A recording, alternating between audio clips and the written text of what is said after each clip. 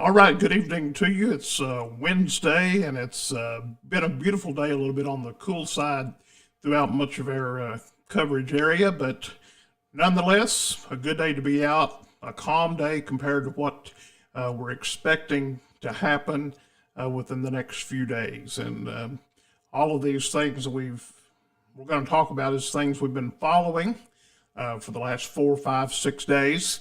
And we want to get right into the program and tell you what we're going to discuss. First of all, the threat of severe weather exists for Friday.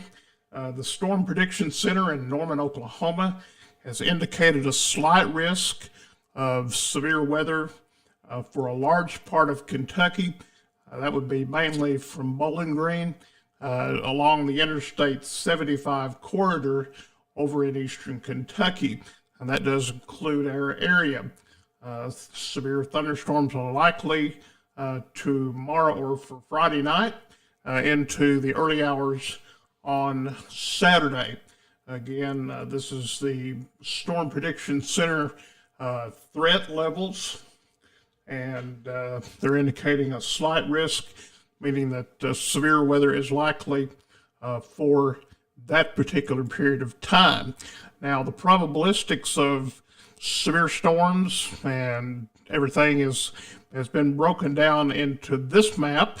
There's about a 15% chance of severe storms. That's much in the same area of the slight risk. And then farther to the west, everything west of 65, there is a 30% probabilistic chance of severe weather for Friday.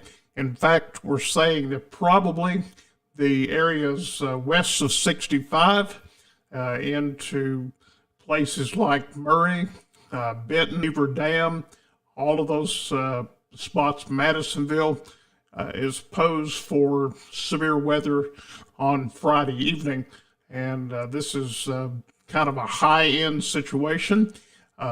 Again, that is the same areas that are under the enhanced and the slight risk. The western part of the state under an enhanced risk of severe weather for Friday.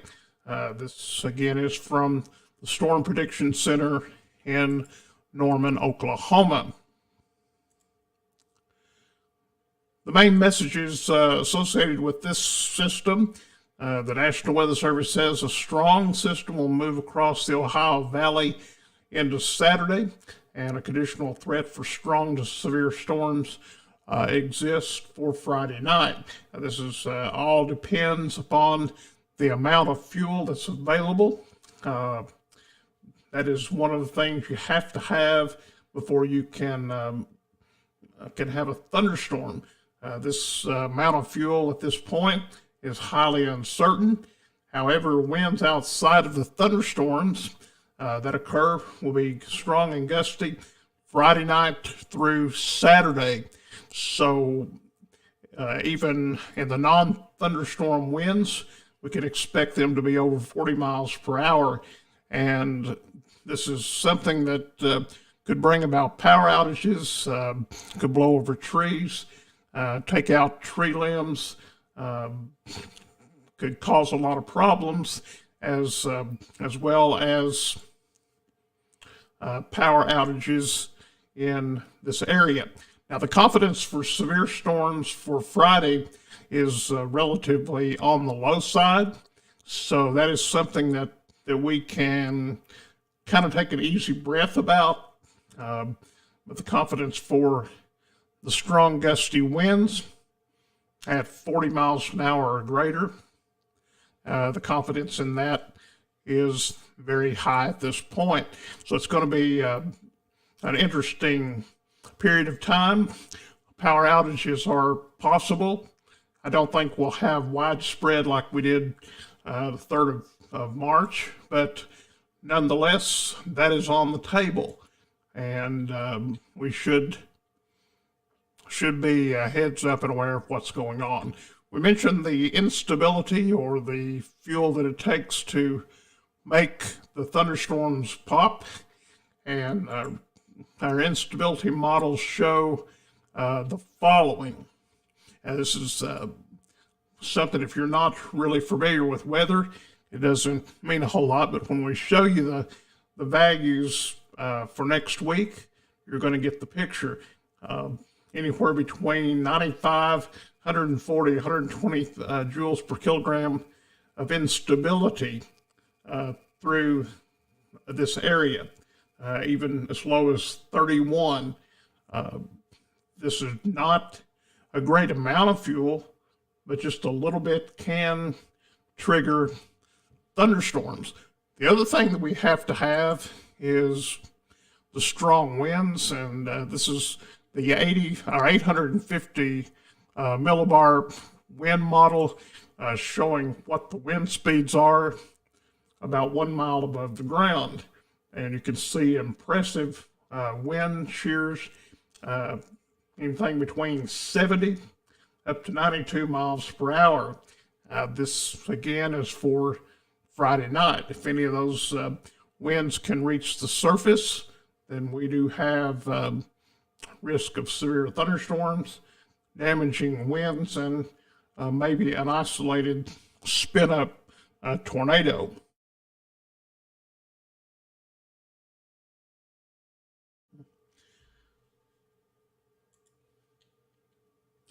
And again, this is the 850 millibar wind model showing winds at approximately 1 mile above the ground. Now, this is the interesting thing, the surface wind gust. We could have wind gusts up to and over 50 miles an hour across the area. Again, this is on Friday. This shows winds 50, maybe up to 60 miles per hour.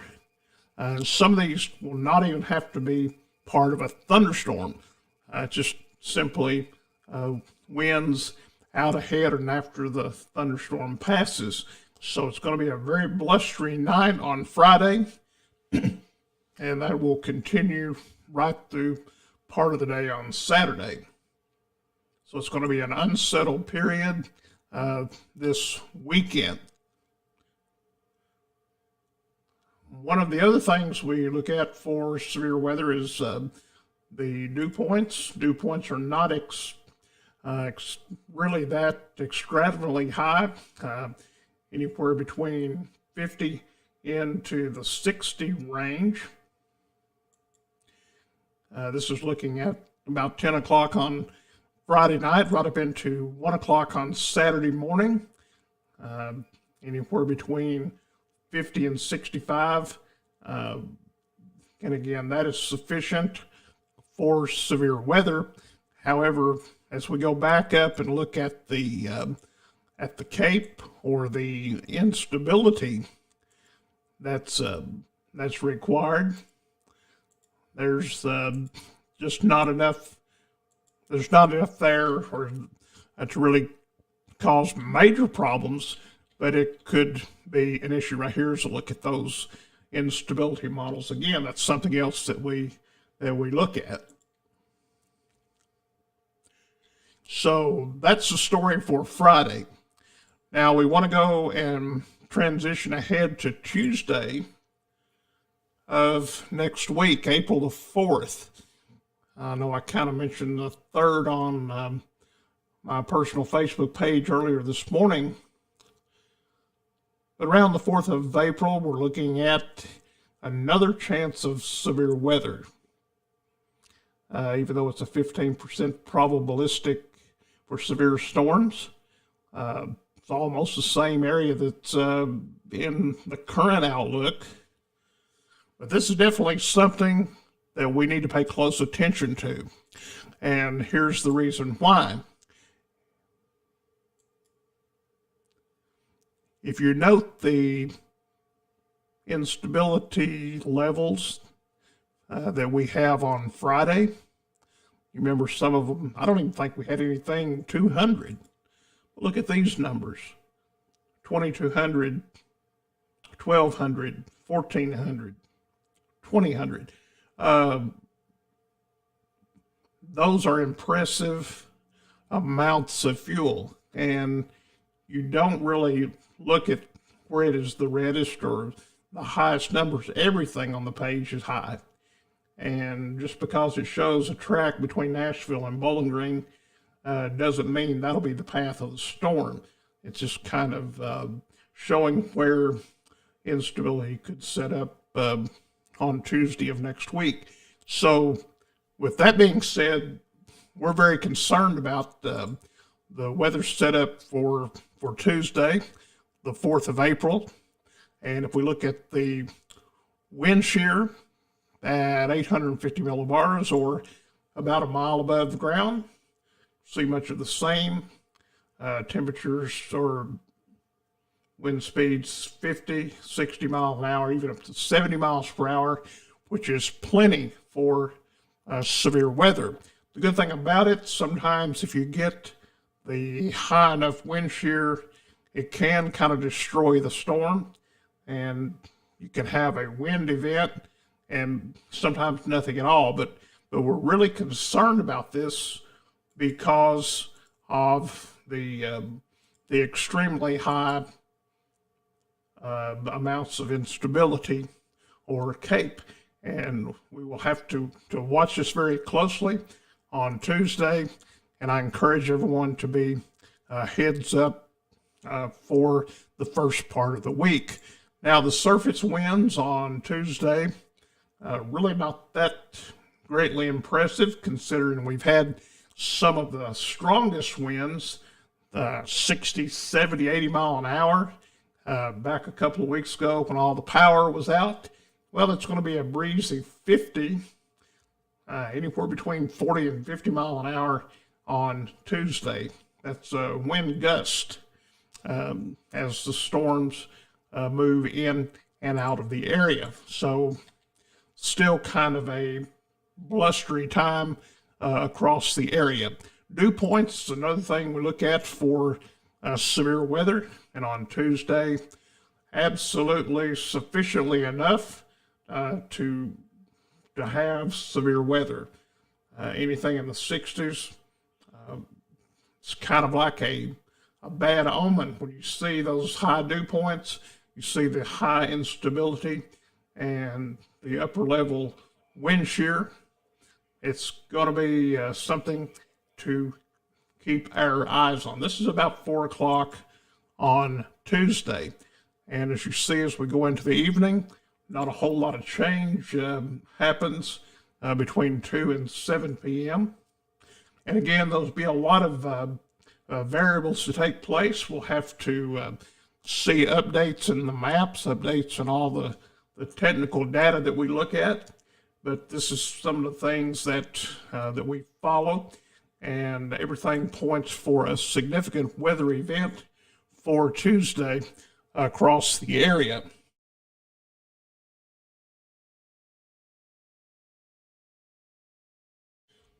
We do want to talk for just a moment about storm safety. If you are in a home, you should seek the lowest floor level, hallway, bathroom without windows. Cover your head and evacuate mobile homes. Mobile homes will not tolerate a tornado. Always keep that in mind. You just do not want to be part of a tornado in a mobile home. You'll not survive. You need to find out a way to get your warnings the best. And that includes the wireless emergency alerts, the WEA on your phone, your weather apps, mobile.weather.gov, text and email messaging services, social media, and from your family and friends. So if you have family and friends into weather, you can always contact them. One thing, outdoor warning sirens are for outdoor purposes. Hearing a siren inside your house is probably not going to happen. It's not meant to. You need to seek shelter if you hear one, and just because you hear a siren does not mean that the threat is over. If you ask me my personal opinion, do not rely on a tornado siren. They're not meant to be heard indoors. They're not meant to wake you up. The National Weather Service does not sound them. Every county has different guidelines on turning them on, and it's meant for people outdoors. And even if you're outside, there's no promise that they can be heard. So kind of get out of the siren mentality and stick to something like your NOAA weather radio. Those can be programmed to go off for your particular county. And everybody needs one. You need to have a weather radio and have a plan of action in the event that a warning is issued. The other thing we haven't talked much about the last little bit is the tornado alert. That is something we offer, and very pleased with the performance of the device, especially during severe weather. So, kind of to recap what we're expecting for Friday, we have a slight risk of severe weather across the area, and the western part of the state is in an enhanced risk. A 30% chance of severe storms, mainly across areas west of 65. Again, this is for Friday. Non-thunderstorm winds expected to be over 40 miles per hour on Friday. So if you're going to be out, definitely going to be a problem with winds. Confidence is low with severe threat and high with the risk of damaging winds. We can expect power outages across the area as well. And then we will turn to the day to Tuesday, and that'll be of next week. We're not going to go into all the details of that, but we do have a chance of severe weather. It could be a significant evening across the area. That'll be on the 4th day of April, so everybody should be heads up for severe storms on Tuesday. That'll be Tuesday of next week. I want to say a big thank you for everybody who tuned in this evening to learn out the best, or learn out the rest of the information we have about the threat of severe weather, both Friday night and Saturday, and then Tuesday night into Wednesday morning.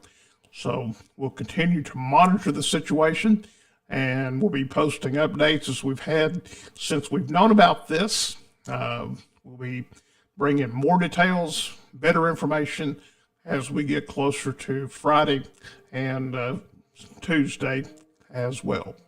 From the Storm Alert Weather Center, your weather authority in South Central Kentucky, thank you for tuning in and joining.